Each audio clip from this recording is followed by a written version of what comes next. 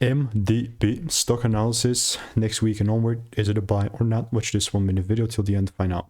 Looking at Mongodb, I saw the price coming down even on Friday, which now it's post-market, like just changed this second. I've spent 5 figures on courses and mentors. I've done 37,000 videos and invested, 5 figures. So I've seen what's making me money and what's not. And generally speaking, with Mongodb stock, I saw the price just keep clearing the lows out. I mean, this is like, if I come out here, you will see I have a line pointing towards the downside, which by any means doesn't mean that I just short sell this. It doesn't mean though it's a bearish market, right? So with this in mind, I'm just going to mark down the lows like this. My bad. Right, in the meantime, all I'll keep doing is I'll just keep waiting. And I don't know why the heck this is. Okay, yeah, I get it now.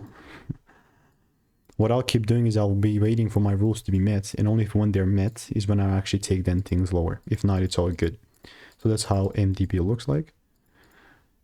And yeah, if you want to make more money trading in a simple way consistently, click the first link in the description. That's a free newsletter.